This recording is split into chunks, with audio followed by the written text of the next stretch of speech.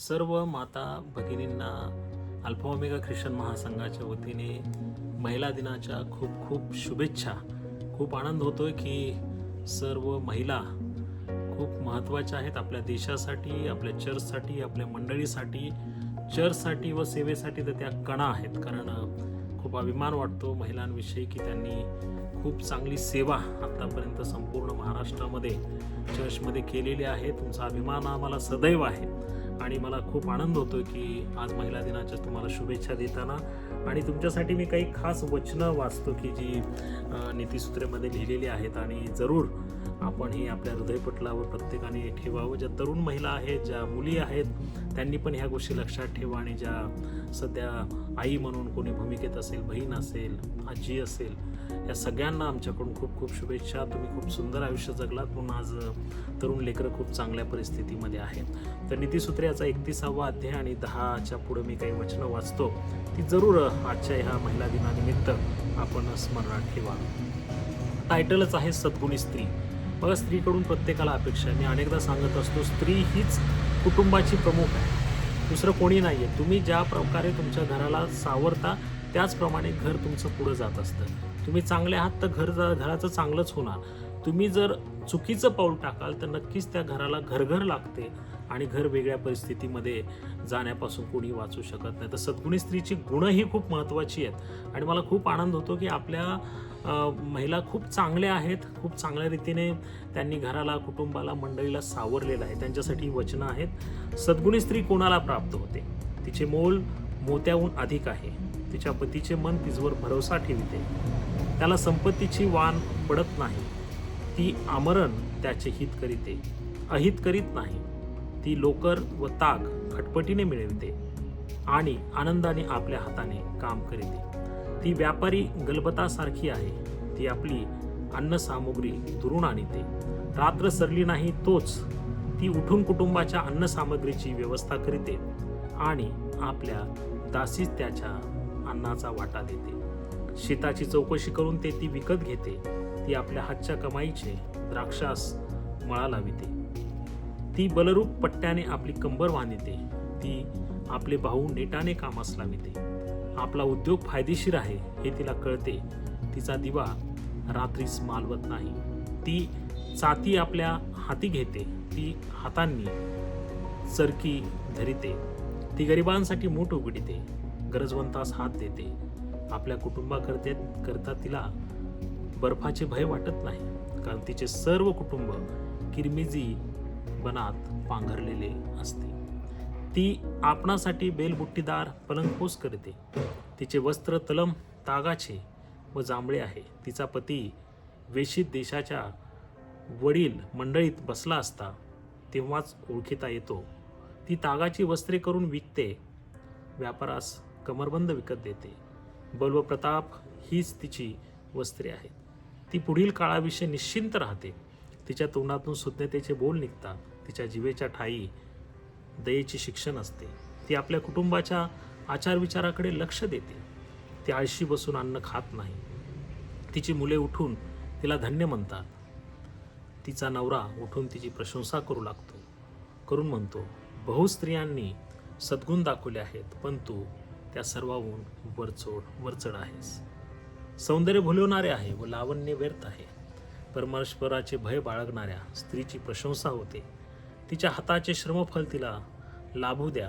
तिच्या कृत्यांनी भरविशी तिची प्रशंसा होतो. बघा, खूप महत्त्वाची वचनं आहेत आणि मला एवढंच वाटतं की शेवटचा जो आशय आहे की प्रियांनो, जी चांगली स्त्री आहे, जी चांगली महिला आहे, तिला सर्व गोष्टीची जाणीव असते की माझं कुटुंब मला कुठं न्यायचं आहे, आध्यात्मिकतेचे धडे माझ्या लेकरांना मी कसे दिले पाहिजे आणि सद्गुण कोणते आहेत. परमेश्वराचे भय बाळगणाऱ्या स्त्रीची प्रशंसा होते असं म्हटलेलं आहे. परमेश्वराचे जो भय बाळगतात त्या स्त्रीची आपोआप प्रशंसा होते. तुम्ही भय बाळगा, प्रशंसेला तुम्ही नक्कीच कारणीभूत ठराल. प्रशंसा नक्कीच होईल, चार चौघामध्ये प्रशंसा होईल.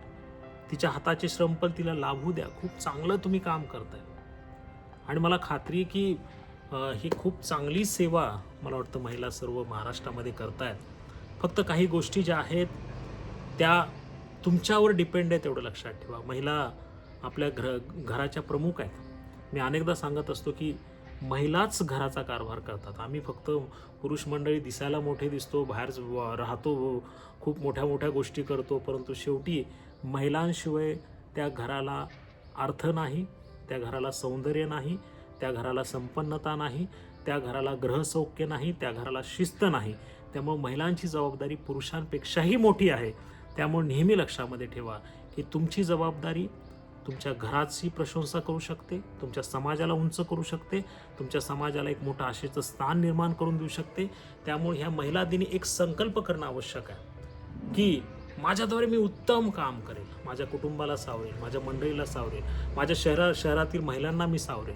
महिलांसाठी एखादा ग्रुप तयार करा, प्रार्थना करा, एकमेकाच्या सानिध्यात राहा, एकमेकाला बोध करत राहा, एकमेकाला चांगल्या गोष्टीसाठी प्रोत्साहन देत राहा. कोणी जर काही वाईट करत असेल, वाकडा पाऊल पडत असेल, तर त्याला रोखण्यासाठी सर्व महिलांनी एकत्र येऊन त्या ठिकाणी चांगल्या गोष्टींचा बोध करून वाईट गोष्टीतून बाहेर काढणं सुद्धा आवश्यक आहे. आजची परिस्थिती खूप कठीण आहे. संपूर्ण महाराष्ट्रात आपण फिरताना अनेक ठिकाणी पाहतो की घराघरामध्ये प्रॉब्लेम्स आहेत, अनेक महिलांमध्ये प्रॉब्लेम्स आहेत, संसार व्यवस्थित टिकत नाही आहेत. पण प्रियानं मी तुम्हाला सांगू इच्छितो, प्रोत्साहित करू इच्छितो, प्रभू येशू ख्रिस्त हा तुमचे संसार टिकवण्यासाठी, तुम्हाला ग्रहसौख्य देण्यासाठी आहे. व तो देवाने जी सांगितली सद्गुणी स्त्रीची गुण आहेत, मला वाटतं ती प्रत्येकामध्ये ऑलरेडी आहेतच, फक्त ती ओळखण्याची गरज आहे, ते जाणून त्याप्रमाणे वागण्याची गरज आहे. कधीही भूलतापाला बळी पडू नका, कधीही कोणाच्या ऐकीव माहितीमध्ये जाऊ नका, कोणी काहीतरी भरवते म्हणून आपण कधीही भरले जाऊ नये. आपण सत्सद विवेक बुद्धीने विचार करणं आवश्यक आहे. आपण परमेश्वराला समोर ठेवून सहन करून विचार करणं आवश्यक आहे. आणि मला खात्री आहे की तुम्ही महिला ज्या काम करताय ना, हे काम कोणीही करू शकत नाही. मी प्रशंसेसाठी बोलत नाही, हे त्रिकालवादी सत्य आहे. आपल्याला माहिती आहे की आपण सर्व बायबलमध्ये सुद्धा महिलांचा रोल खूप महत्त्वाचा आहे, समाजामध्ये आहे, कुटुंबामध्ये आहे, चर्चमध्ये आहे. त्यामुळे मला खात्री आहे की या रोलमध्ये आपण नक्कीच खूप सुखकारी आहात, आमच्यासाठी एक आशीर्वादाचं कारण आहात. आणि तुमच्याद्वारे खूप मोठी सेवा हो, कारण आम्ही अल्फा ओमेगा ख्रिश्चन महासंघाच्याद्वारे नर्सेस, टीचर्स कॉन्फरन्स, महिलांसाठी कॉन्फरन्स घेतो. त्यावेळेस आम्हाला खूप अनुभव येतात. वधूवर परिचय मेळाव्यासारखे मेळावे, त्यामध्ये आम्हाला खूप अनुभव येतो की महिलांना किती काळजी आपल्या कुटुंबाची आहे. पुरुषांपेक्षाही महिलांना जास्त काळजी आहे. आणि ही खूप आनंदाची गोष्ट आहे की परमेश्वर तुमचा उपयोग करून घेतोय, परमेश्वर तुमच्या कुटुंबासाठी तुमचा उपयोग करून घेतोय, अनेक गोष्टीसाठी उपयोग करून घेतोय. नेहमी लक्षामध्ये ठेवा की जे नीतिसूत्रामध्ये 31व्या अध्यायात 10 ते 31 जी वचनं आहेत ती सतत वाचा, त्याच्यावर मनन करा की तुमचा रोल किती महत्त्वाचा आहे. आम्ही किती आनंदी आहोत कारण आमची आई एक महिला आहे, आमची बहीण एक महिला आहे, आमची पत्नी एक महिला आहे, आम्हालाही मुलगी आहे. आणि ह्या सगळ्या गोष्टीमध्ये ह्या महिलांचा रोल आम्हाला कितीतरी आनंद आहे. त्यामुळे सर्व पुरुष वर्गांच्या वतीने, अल्फा ओमेगा ख्रिश्चन महासंघाच्या वतीने मी सर्व महिलांना खूप खूप शुभेच्छा देतो. परमेश्वर आपल्याला भरपूर आशीर्वाद देव, परमेश्वर आपल्या सर्व इच्छा आकांक्षा पूर्ण करो. आणि असं काही करो की तुमच्याद्वारे अद्भुत काम या सुवार्तेचं असेल, अनेक लोकांचं आयुष्य बदलण्याचं असेल, एकमेकाला बोध करण्याचं असेल.